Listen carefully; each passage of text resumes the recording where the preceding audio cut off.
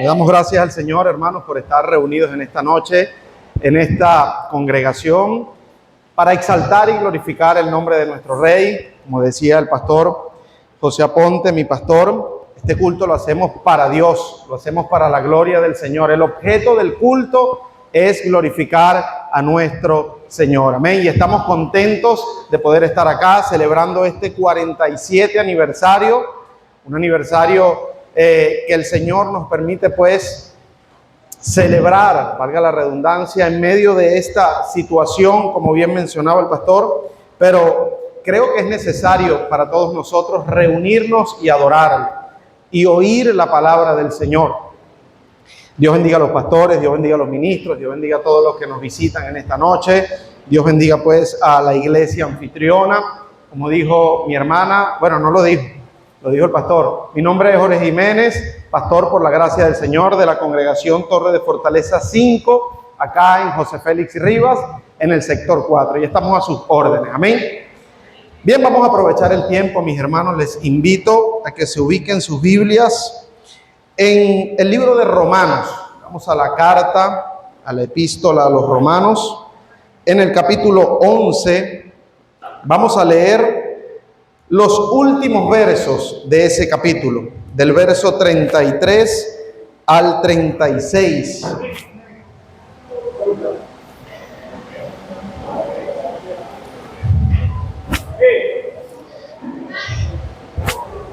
Romanos, capítulo 11, versos 33 al 36. Cuando usted lo tenga, dice amén.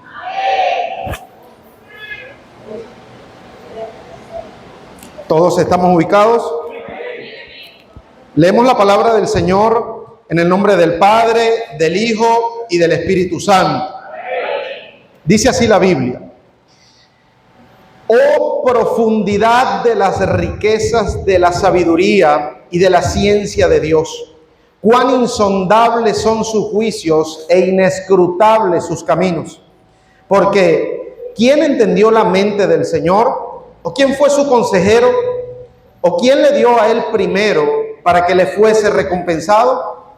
Porque de él, y por él, y para él son todas las cosas. A él sea la gloria por los siglos de los siglos. Amén. Vamos a orar. Padre nuestro que estás en los cielos, Señor mi Dios, te damos gloria, te damos honra. Señor, te damos alabanza y adoración. En esta noche estamos aquí o seguimos delante de tu presencia, deseosos de poder ser nutridos por tu palabra, Señor, conscientes de nuestra necesidad de ti, Señor, y de lo importante que es para nosotros ser edificados.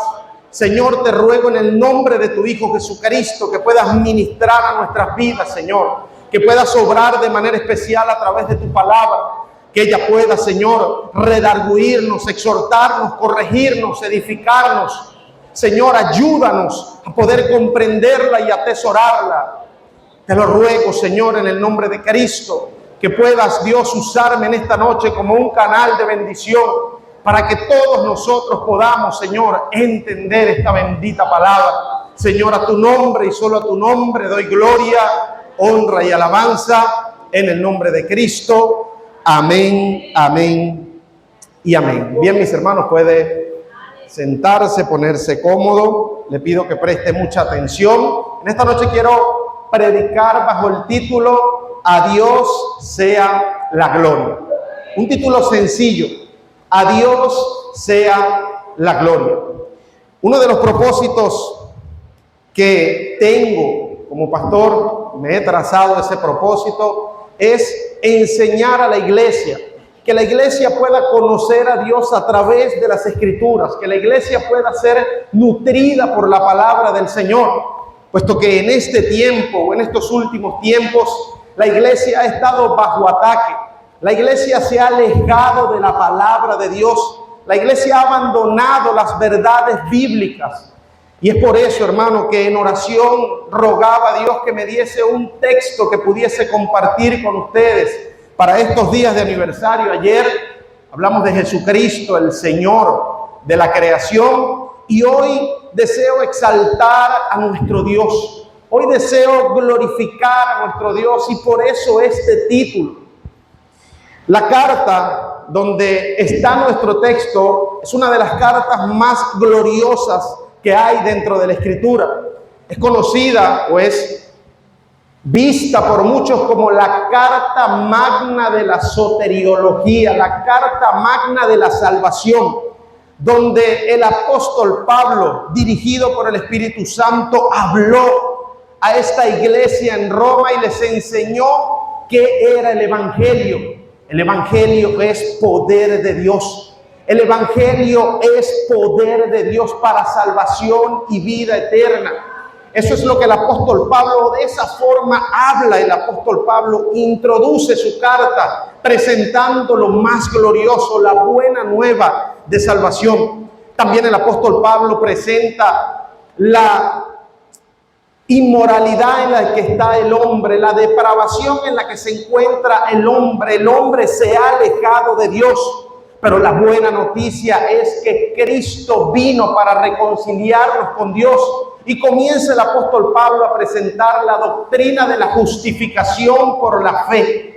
Esa justificación que solamente logró Jesucristo a favor de cada uno de nosotros. Y dice el apóstol Pablo: justificado pues por la fe, tenemos paz para con Dios por medio de nuestro Señor Jesucristo. Y prosigue la enseñanza de manera larga y tendida, explícita, por parte del apóstol Pablo, al punto de llegar al capítulo 8 y hacernos entender que nada, absolutamente nada puede separarnos del amor de Dios que es en Cristo Jesús. Pablo viene exponiendo la gloria del Evangelio, la gloria de este Evangelio hermoso del cual nosotros hoy somos participantes.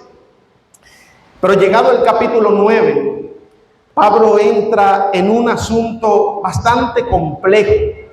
Pablo comienza a tocar un punto crucial y es la elección del pueblo de Dios. Y comienza a tocar detalles y pormenores bastante considerables.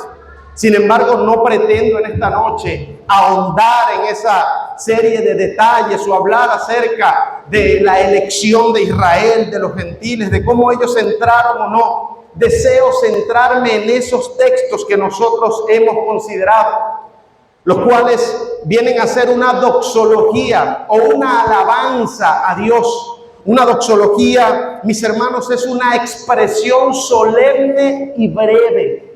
Oiga bien, es una expresión solemne y breve de alabanza a Dios. Ella es utilizada para cerrar una oración, un himno o un discurso teológico como el que nuestro amado hermano Pablo está dando en esta carta. Esta doxología tiene como fin reconocer la gloria de Dios. Esta doxología tiene como fin exaltar la soberanía y la eternidad de Dios. En eso quiero que nos centremos hoy, iglesia, y que al final de todo esto juntos podamos seguir glorificando a Dios por las grandes cosas que Él ha hecho. Cuando yo veo este texto, comienzo a considerar cuán grande es la gloria de Dios. Comienzo a tratar de ilustrar en mi mente esa magnitud de la gloria de Dios. ¿Sabe? Y mi mente finita no me lo permite, porque Dios es muy grande. Dios es infinitamente grande.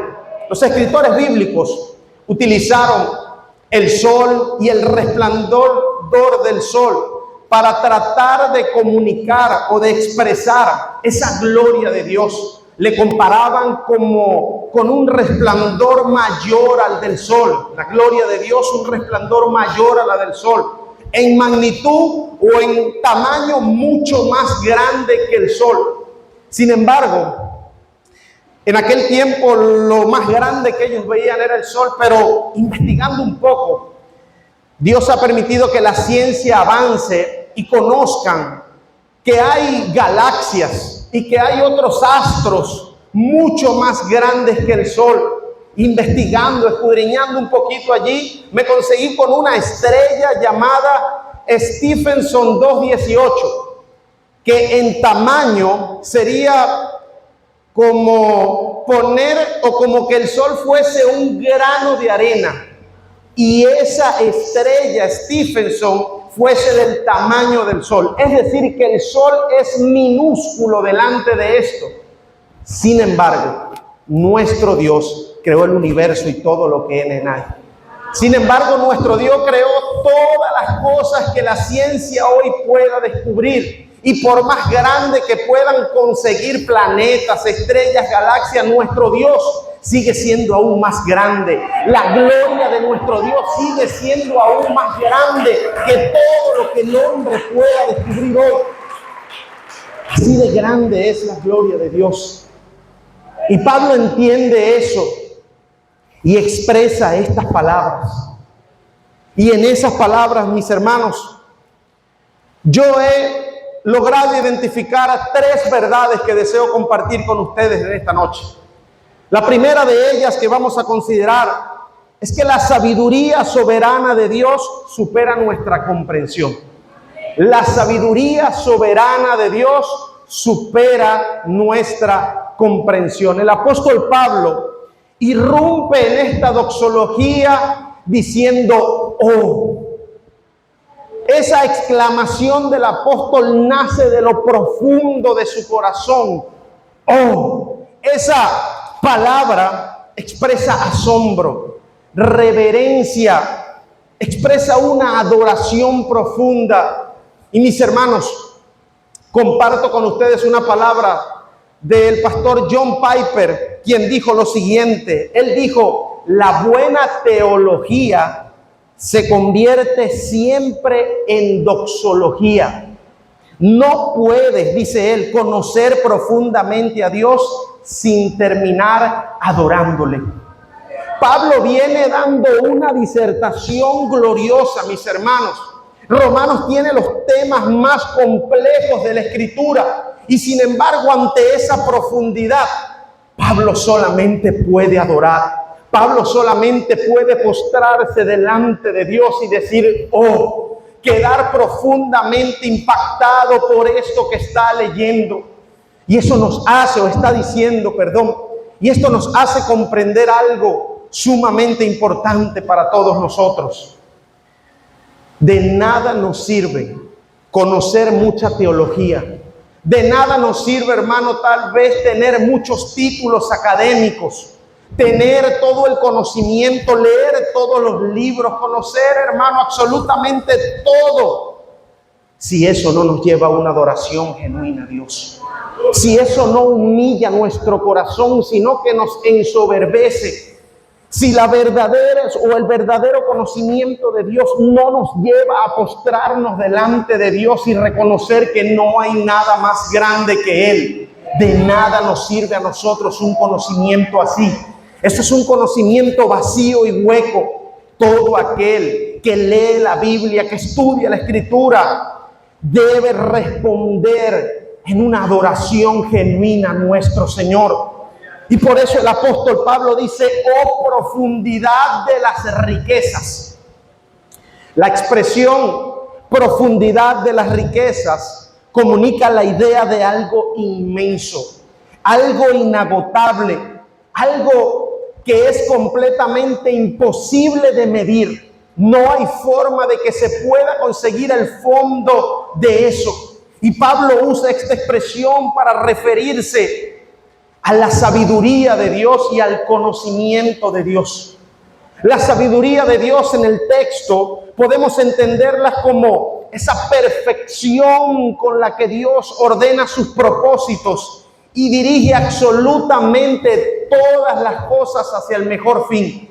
Eso es la sabiduría de Dios. Y a medida que vayamos disertando, vamos a considerar algunos atributos de nuestro Dios.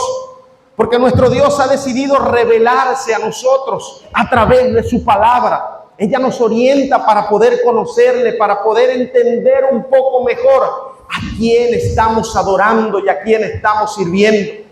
Así que esa sabiduría, siendo esa perfección de Dios, es inagotable, es insondable. La sabiduría de nuestro Dios, hermanos, no tiene un límite. No hay forma en que el ser humano pueda comprender la profundidad de la sabiduría de nuestro Dios. Mis hermanos, nosotros no estamos frente a cualquier Dios. Estamos frente al Dios que hizo absolutamente todas las cosas. Nosotros estamos adorando a un Dios vivo, a un Dios poderoso, a un Dios que es autoexistente. El nombre Jehová, con el cual Él se dio a conocer al pueblo, significa el autoexistente. Un Dios que no necesitó absolutamente a nadie para existir. Él existe por sí mismo. Nuestro Dios, hermano, trasciende el pensamiento humano. Nuestro Dios está mucho más allá de lo que nosotros pudiésemos entender o comprender. Sin embargo, Él, entendiendo lo finito de nosotros, se ha revelado en su palabra para que nosotros podamos tener idea de ese glorioso ser al cual nosotros estamos sirviendo, de ese glorioso ser al cual nosotros hoy estamos adorando, de ese glorioso ser al cual le damos gracias por estos 47 años que hoy estamos cumpliendo.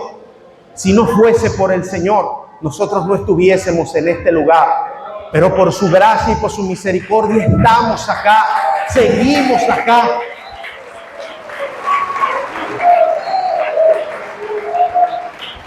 Esa sabiduría de Dios, hermano, nos hace comprender que Dios no solamente sabe lo que ocurre, sino que Él dicta los medios a través de lo cual todo va a ocurrir. Él conduce todas las cosas de manera perfecta para que lleguen al fin que Él ha predeterminado o preestablecido.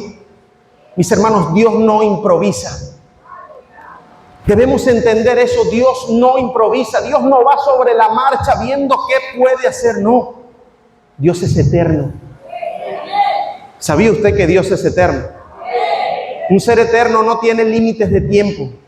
Dios es el único ser sobre la faz de la tierra, sobre el universo completo, que conoce el fin antes del principio. Antes de que algo ocurra, ya Dios lo sabe desde hace mucho tiempo. De hecho, lo sabe desde la eternidad. Así que Dios no improvisa. Dios no se equivoca. Nuestro Dios sabio no se equivoca. Dios no toma decisiones defectuosas. Dios no dice, Dios, me equivoqué.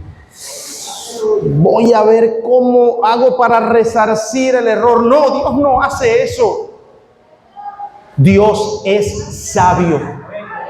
Dios es profundamente sabio. Dios es perfectamente sabio. Dios es infinitamente sabio.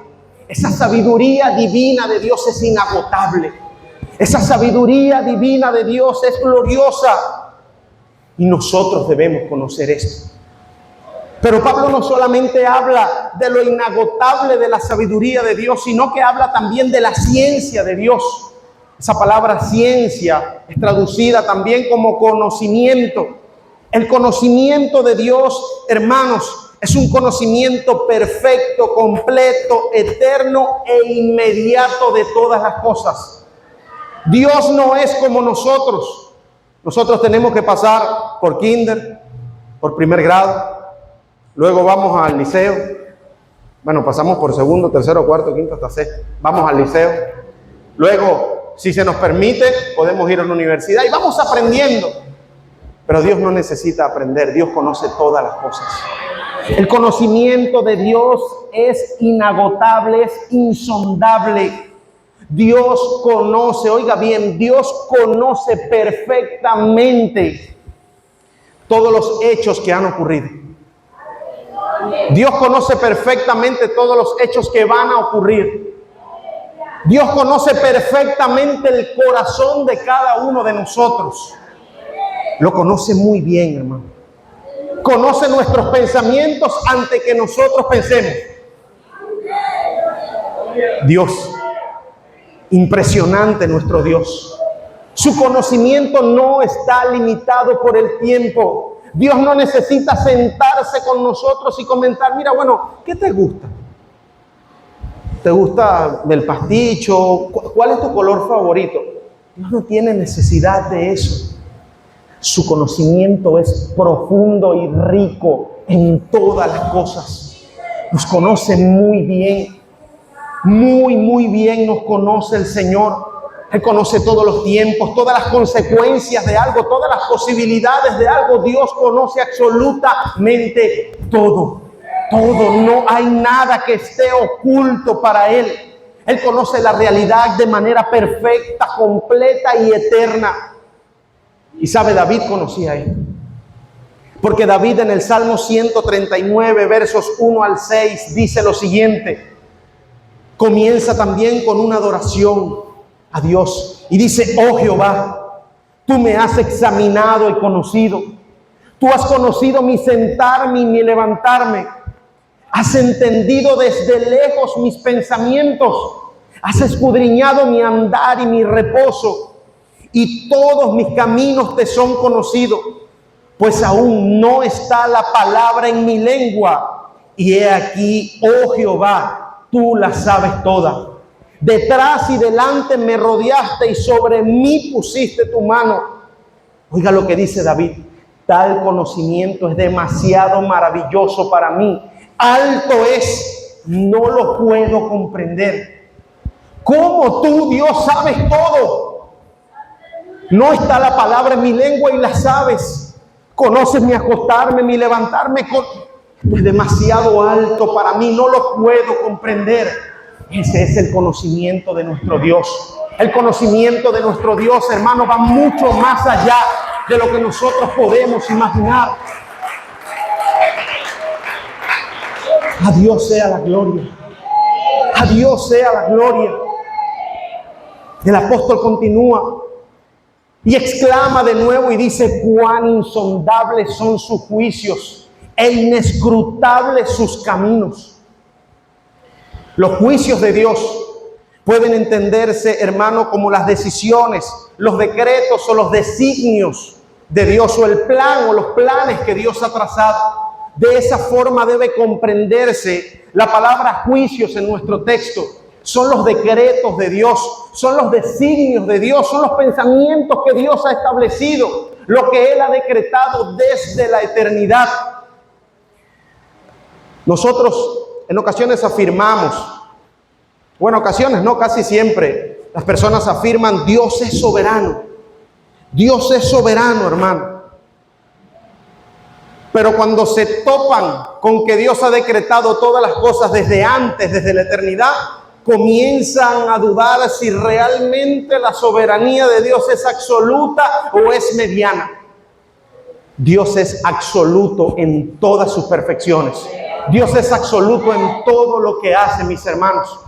Y el pastor dijo algo importante, el pastor Aponte. Dijo, nosotros no sabemos por qué eso aconteció.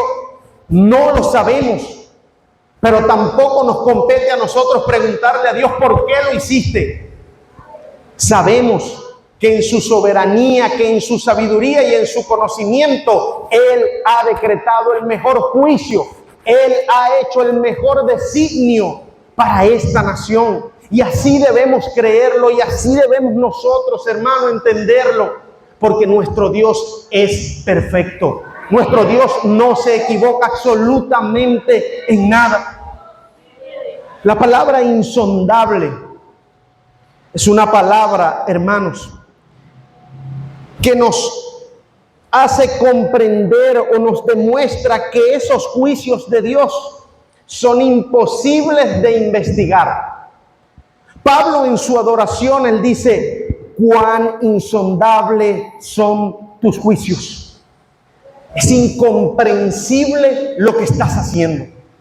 Y recuerde que Pablo viene hablando acerca de la elección. Viene hablando acerca de la salvación. Viene hablando y dice que aunque Israel, o por el motivo del endurecimiento de Israel, los gentiles ahora tienen parte en la salvación también. y expresa algunas ideas y afirma algunos textos para esto. Y dice Pablo, tus juicios son insondables. Es incomprensible, pero te adoramos por eso. Te adoramos por eso, porque sabemos que todo lo que tú has designado, lo has designado para bien. José, el hijo de Jacob, es un claro ejemplo de esto.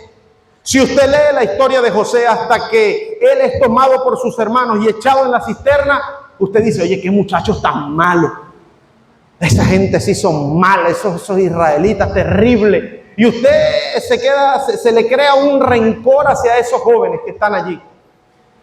Pero cuando usted comienza a ver cómo Dios planeó todo eso, cómo Dios de manera perfecta hizo que al final de esa historia José diga en Génesis capítulo 50, verso 20, se dirige a sus hermanos y le dice, ustedes pensaron mal contra mí, mas Dios lo encaminó a bien para hacer lo que hoy vemos, para mantener con vida a mucho pueblo. Ellos daban a su hermano por muerto por lo que hicieron, pero Jehová, el Dios de los cielos y de la tierra, tenía un propósito con ese joven.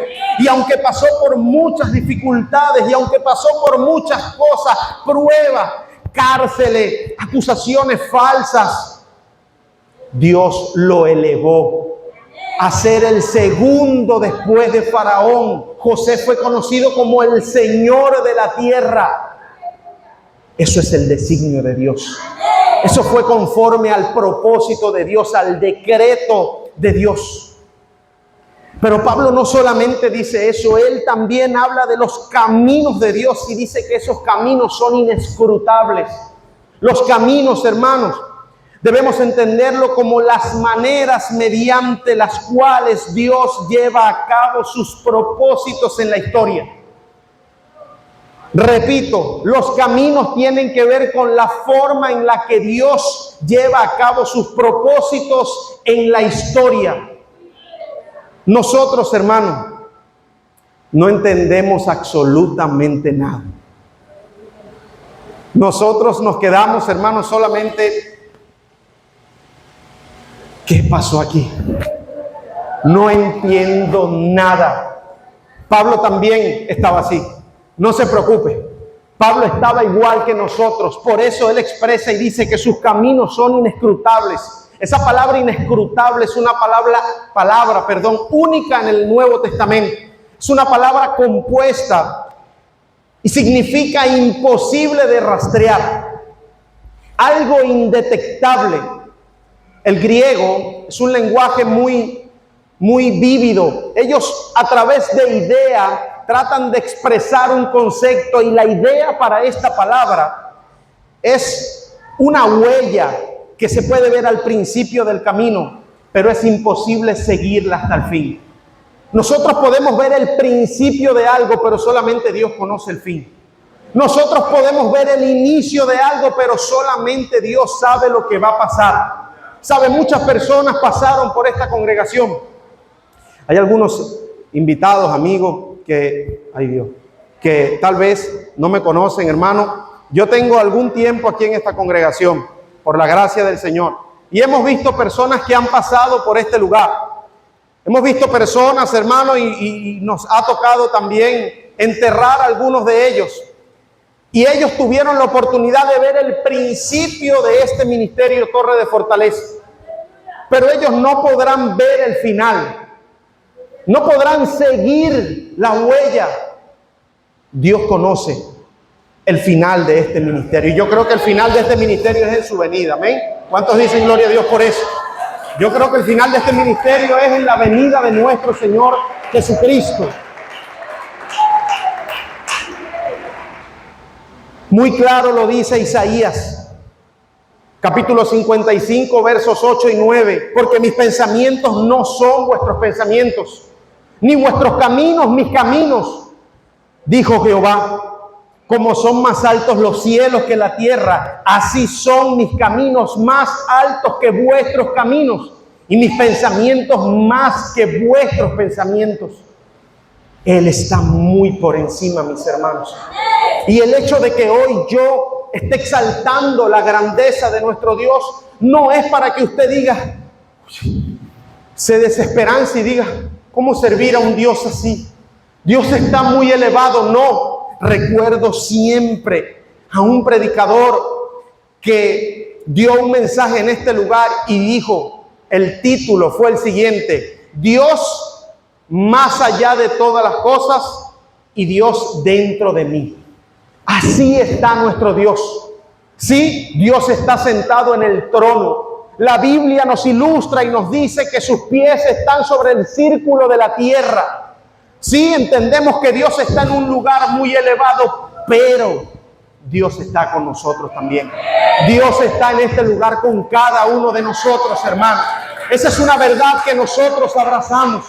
Esa es una realidad que nosotros tenemos por muy cierta. Dios está con nosotros siempre. Él prometió estar con nosotros todos los días hasta el fin del mundo. Él dijo, yo me voy. Dijo nuestro Señor Jesucristo, que es Dios también. Hay una distinción en la Trinidad: Dios Padre, Dios Hijo, Dios Espíritu Santo. Son tres personas divinas, pero es un mismo Dios. Así que las promesas de Jesucristo son firmes y fieles. Y ese Jesucristo, el Hijo de Dios, el Hijo eterno de Dios, dijo, yo me voy, pero no los voy a dejar solos. El Espíritu Santo de Dios, el Consolador, estará con nosotros y Él los guiará, Él los ayudará, Él los llevará en todo momento para que conozcan la verdad. Eso es lo que la Biblia nos enseña a nosotros. Sus pensamientos son muy elevados, mis hermanos. Sus juicios, sus caminos son muy elevados. ¿Saben? No se nos permite a nosotros conocer todas las cosas, no. Dios se ha dado a conocer, se ha revelado a través de su palabra. Sí, nosotros podemos conocer a Dios a través de su palabra. Pero que comprendamos a Dios está un poco difícil. Por eso se habla de la incomprensibilidad de Dios. No podemos comprender lo que hace, porque su mente está mucho más elevada que la nuestra. Sus caminos no son nuestros caminos. Sus pensamientos no son nuestros pensamientos. Pero esto solamente debe llevarnos a una adoración profunda. Deuteronomio 29:29 dice, es un texto muy conocido por nosotros. Las cosas secretas pertenecen a Jehová nuestro Dios, mas las reveladas son para nosotros y para nuestros hijos para siempre, para que cumplamos todas las palabras de esta ley. Lo que Dios ha revelado es para que nosotros lo atesoremos, lo tomemos y lo obedezcamos. Su palabra es el manual de vida. Su palabra es la máxima regla de fe y conducta para cada uno de nosotros. Así que nosotros debemos amar la palabra de Dios. Debemos conocer la palabra de Dios. Debemos procurar conocer a ese Dios que se ha revelado por medio de esta bendita y santa palabra. Y Dios determinó que el pináculo de su revelación, la máxima expresión de su revelación fuese Jesucristo. La Biblia dice en Juan capítulo 1, verso 18, a Dios nadie le vio jamás, nadie vio jamás a Dios, ni verá a Dios, sino hasta que estemos con Él allá. Eso es lo que la Biblia enseña. Pero el unigénito Hijo, el que está en el seno del Padre, Él le ha dado a conocer. Él ha revelado el misterio. Él es Dios encarnado. Él se ha presentado delante de los hombres y les enseñó que el único camino de salvación era Él. No hay más. Los discípulos tomaron esta verdad y la expusieron también diciendo, el único mediador entre Dios y los hombres es Jesucristo, hombre. No hay más. Jesús es la revelación perfecta de Dios. Él es la verdad revelada. Pero hay un problema grande. El ser humano no se conforma con esto. y busca más. Comienza a querer saber más que Dios. Y llegan algunos con nuevas revelaciones y dicen, no, Dios me reveló un secreto, eso que está ahí no es así. Dios me dijo un secreto en el oído. Y dicen algo contrario a la misma Escritura. Debemos cuidarnos en este tiempo, mis hermanos. Debemos cuidarnos en este tiempo. Lo que Dios ha revelado está en su bendita palabra. A ella debemos ir.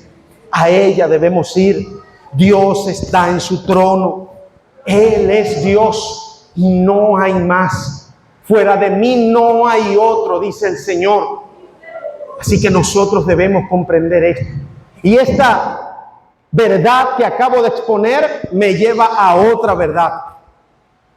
Y es que Dios no necesita consejo ni le debe nada a nadie.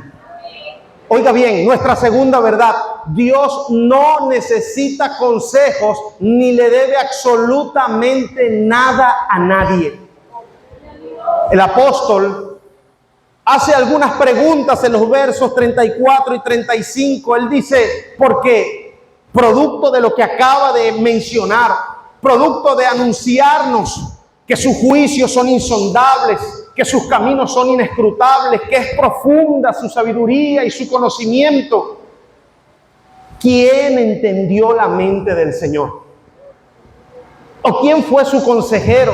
¿O quién le dio a él primero para que le fuese recompensado? Estas son unas preguntas retóricas. La respuesta no es otra que nadie. Nadie se ha presentado delante de Dios para esto. Esas preguntas las tomó Pablo de allá de Isaías 40. Hace eco de lo que Isaías dice allá. Isaías dice, ¿quién enseñó al Espíritu de Jehová? ¿O quién le aconsejó enseñándole? El contexto de Isaías nos presenta a Dios como un creador incomparable, cuya sabiduría no puede ser medida por ninguna criatura. Así que partiendo de ello, pregunta Pablo, ¿quién entendió la mente del Señor? Hermanos, nadie ha entrado en el consejo eterno de Dios. Nadie, absolutamente nadie estuvo junto a Dios cuando Él decidió el plan. Absolutamente nadie se presentó y le dijo, Dios, yo tengo una idea.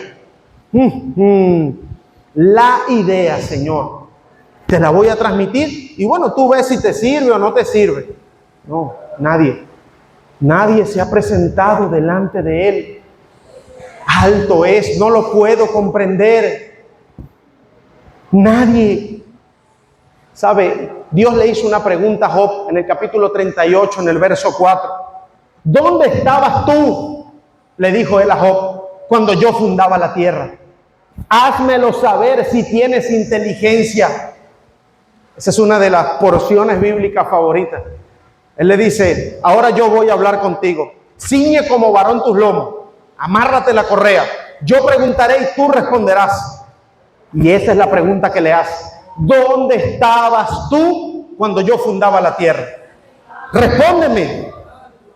¿Quién conoce la mente de Dios? Nadie. Nadie. Y pudiese alguien decirme, hermano, sí, nosotros conocemos la mente de Dios porque tenemos la mente de Cristo. Ya va.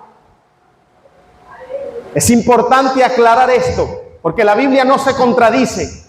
Cuando Pablo está hablando de que nosotros tenemos la mente de Cristo, se está refiriendo a que por ser ahora propiedad de Él y ser el Espíritu Santo quien mora en nosotros, podemos conocer la verdad del Evangelio y podemos abrazarla y podemos reconocer a Jesús como Señor.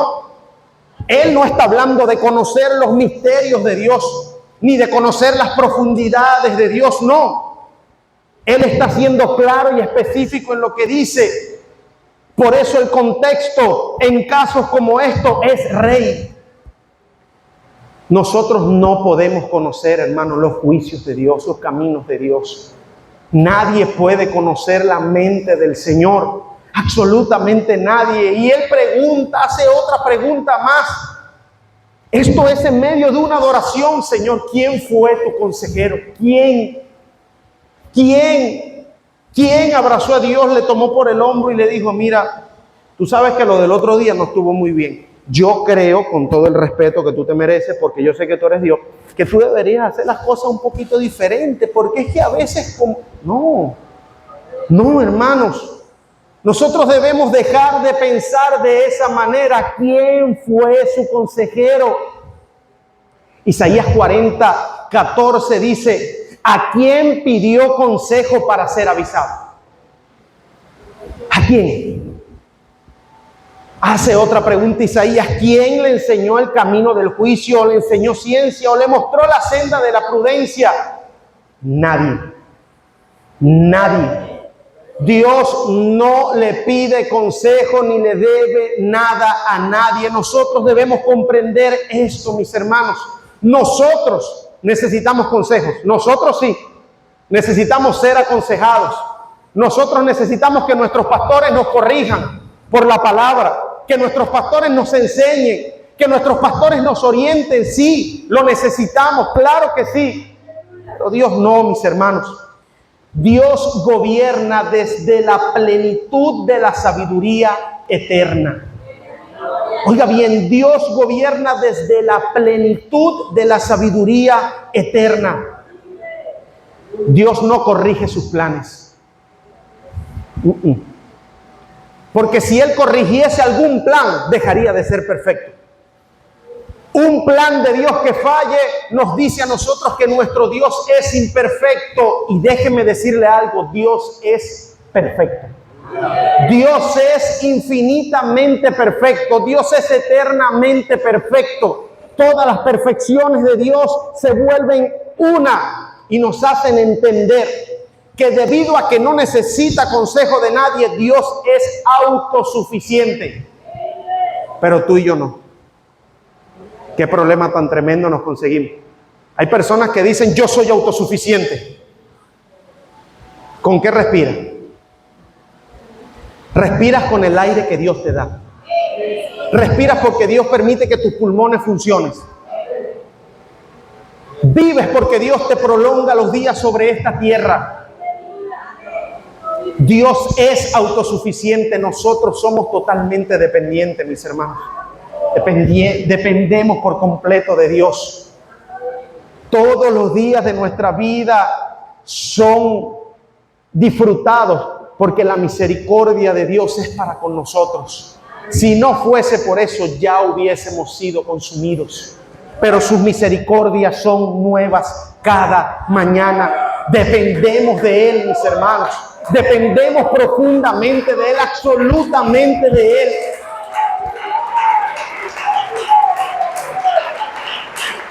Otra pregunta que realiza el apóstol Pablo. ¿O quién le dio a él primero para que le fuese recompensado? ¿Quién? ¿Quién le puede decir, Dios, me debes una? El otro día acuérdate que yo te hice un favorcito y estás en deuda. No, mis hermanos. No. Tú sabes que yo tengo 40 años congregándome fielmente. Tú me debes un milagro. No. Tú sabes que yo oro y ayuno todos los días. Tú me debes un milagro. Lamento decirle esto, pero Dios no te debe absolutamente nada. Dios no te debe nada. Ni a ti ni a mí. Dios no nos debe nada. ¿Y sabe por qué? Porque nadie puede darle a Dios algo que Él no posea. Él hizo todas las cosas. Nadie puede hacer una obra que coloque a Dios frente a esa persona en obligación de retribuirle algo. No, yo voy a dar tanto para que Dios me dé tanto. No des nada, quédate con lo tuyo. Si tú estás dando por conveniencia, si estás tratando de hacer un trueque con Dios, no, yo necesito cambiar la moto, yo voy a dar este diezmo para... Si tú das ofrendas o diezmo, lo das para la gloria de Dios. No pensando que Dios tiene entonces que devolverte el doble. Si tú estás haciendo eso, déjame decirte algo, estás rotundamente equivocado. Dios no te debe absolutamente nada. Absolutamente nada, mis hermanos.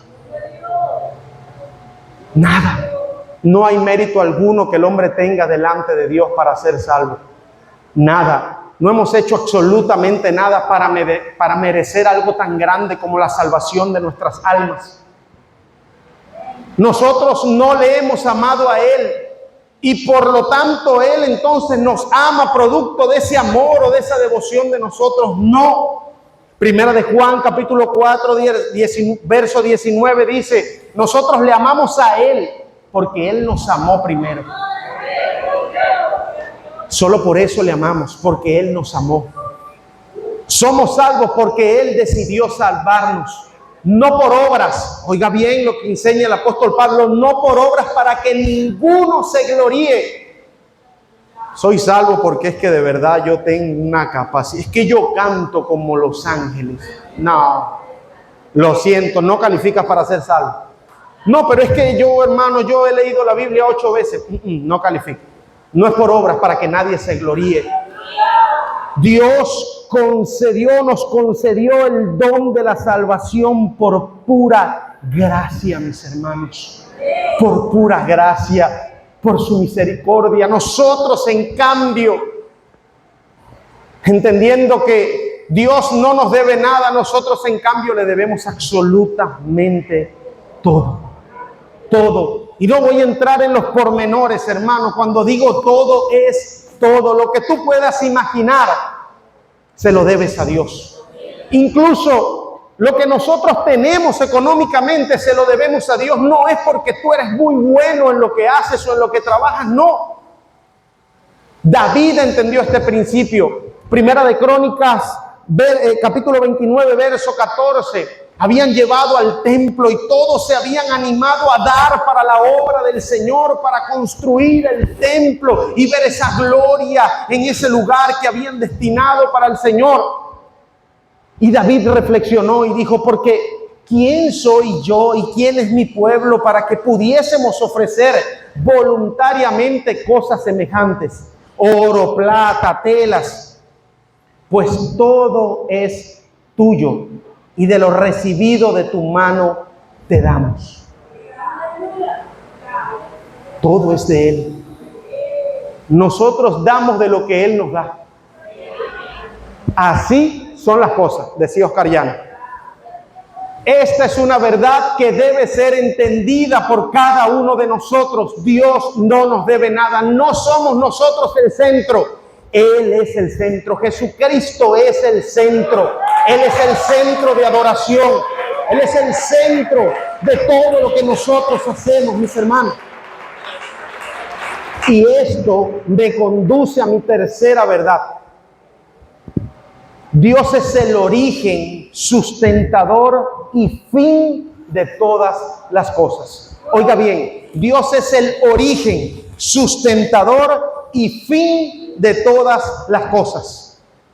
El texto, o nuestro último verso, dice: porque de Él y por Él y para Él son todas las cosas. Porque de Él, Dios es el origen de todo.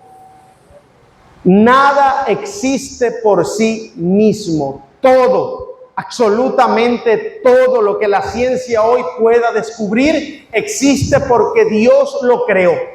Oiga bien, la teoría del Big Bang es aprobada por algunos. Sin embargo, nosotros, los cristianos evangélicos, creemos en lo que es la teoría de la creación. De la nada, Dios hizo todo lo que nosotros estamos viendo hoy. De la nada, Dios creó absolutamente todas las cosas. Mis hermanos, la creación no dio origen a Dios. Dios es el origen de la creación. Génesis 1:1 dice: en el principio creó Dios los cielos y la tierra. Todo estaba desordenado y vacío y Dios de la nada creó absolutamente todas las cosas. Todo comienza en Dios. La historia comienza en Dios. La salvación comienza en Dios. Nuestra existencia comienza con Dios. viene de Él. Porque de Él, dice el apóstol Pablo. Por Él, dice ahora el apóstol. No solamente todas las cosas fueron originadas por Dios, sino que también existen por medio de su poder. Dentro del atributo de la soberanía de Dios, hay algo que se conoce como la providencia de Dios.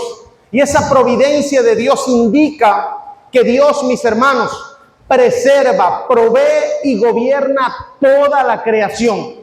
Repito, Dios preserva, Dios provee y Dios gobierna toda la creación, mis hermanos. Él sostiene todo lo que existe. Todo. El Señor Jesucristo enseña y dice, miren los lirios del campo, que ni trabajan ni hacen nada, y con todo eso se vistieron mejor que Salomón. ¿Quién sostiene a los lirios del campo? ¿Quién sostiene los árboles? ¿Quién sostiene la tierra donde estamos? Dios. Él sustenta todas las cosas.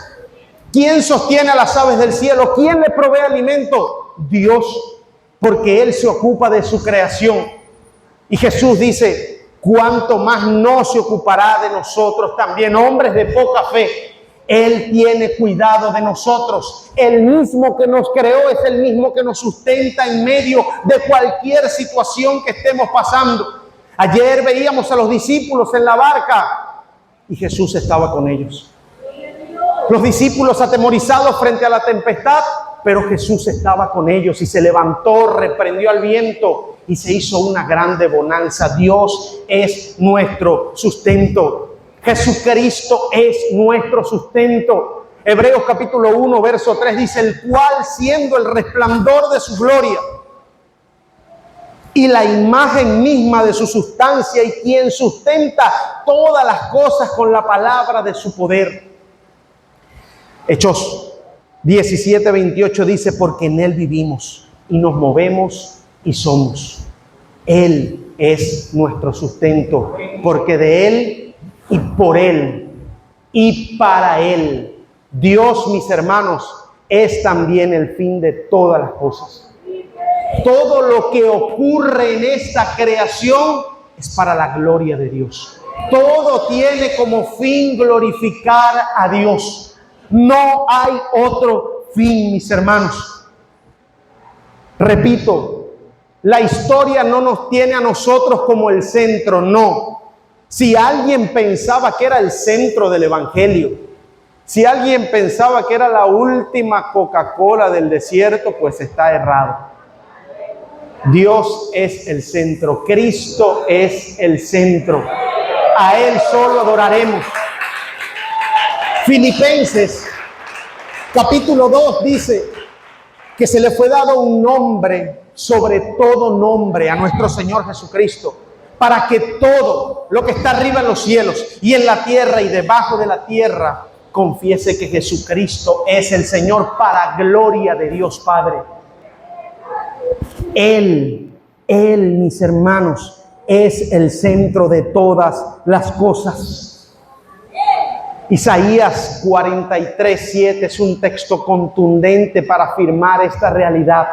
Oiga bien lo que dice Isaías 43:7.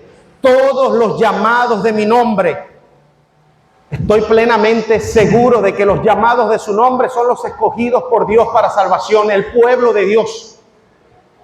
Para gloria mía los he creado, dice el Señor. Los formé y los hice para mi gloria, dice Dios. Es solamente para su gloria, mis hermanos. Es solamente para la gloria de Dios. Esto nos coloca en el lugar correcto. No somos el centro, no somos las medidas de todas las cosas.